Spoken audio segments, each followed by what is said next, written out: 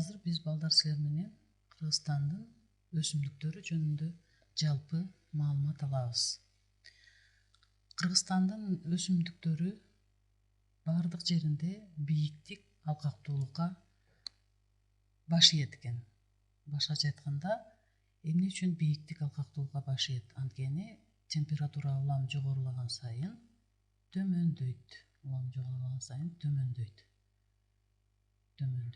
Ошондуктан бул бийиктик, алкактуулукка жараша болот экен. Азыр мынакей биз тоонун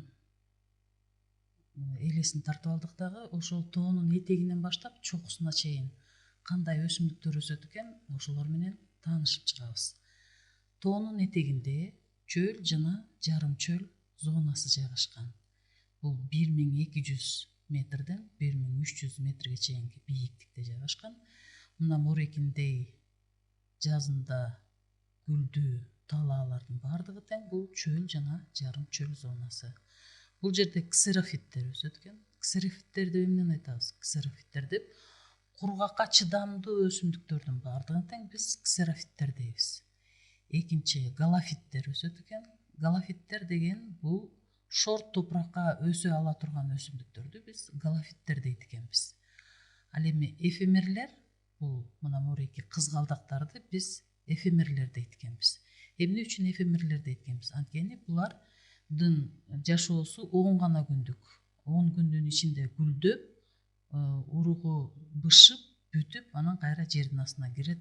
Бул кыска мөөнөттөгү өсүмдүктөрдү биз эфемерлер дейт экенбиз. Буга кызгалдактар, байчечекейлер кирет экен.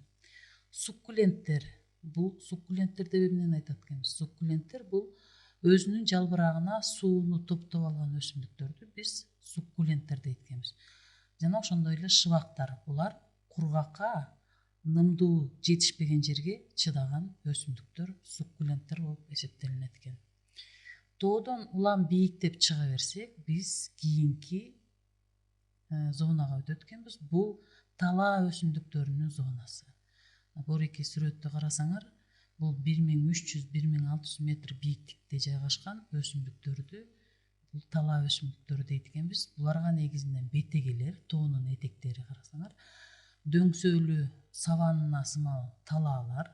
Буларга кандай өсүмдүктөр өсөт экен? Ак кылкан, чекилдек, кас пияз жана башка өсүмдүктөр мына ушул талаа өсүмдүктөрү болуп эсептелинет экен.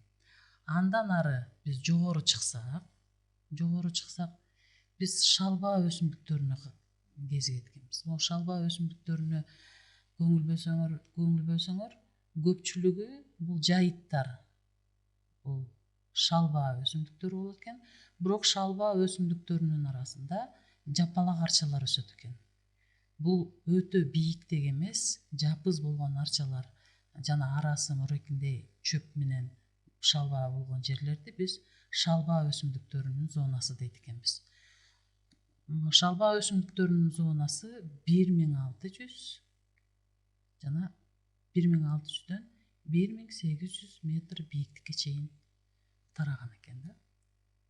Андан ары жогору чыксак, бул токойлор зонасына кезет экен. Жолугат экенбиз. Мына бул шалба зонасы карасаңар, анан токойлор зонасына. Биз азыр карагайлуу токой зонасына келдик. Ал эми карагайлуу токой зонасынан ары дагы жогору чыксак, бул глициалдык, нивалдык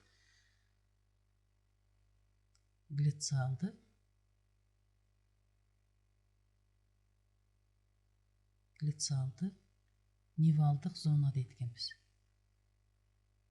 Башкача айтканда, бул жерде кар мөңгүлүү өсүмдүк өспөгөн территорияны биз глициалдык, нивалдык зона дейт экенбиз. Ошентип биз төмөндөн жогоруга карай келгенде чөл жана жарым чөл зонасы, талаа өсүмдүктөрүнүн зонасы, шалба өсүмдүктөрүнүн зонасы, токойлор зонасы жана глициалдык, нивалдык зона деп улам бийиктеген сайын мына өсүмдүктөрдүн бийиктеген сайын өзгөрүшүнүн сүрөтүн баяндадык. Эми токойлор Кыргызстандын территориясында ар түрдүүчө тараган. Эң биринчи бул Күнгөй ала тоосу менен Тескей ала тоосунда тараган карагайлуу токойлор. Карагайлуу токойлор дагы бул аска зоолордун экспозициясына жараша болот. Нымдуу жактарында гана өсөт. Ал эми ным жок, ным жетишпеген жагында бул карагайлуу токойлор өспөйт экен. Экинчи бул арчалуу токойлор. Бул арчалуу токойлор, арчанын биз эки түрүн билебиз: жапалак арчалар, анан жанагы бийик өскөн арчалар.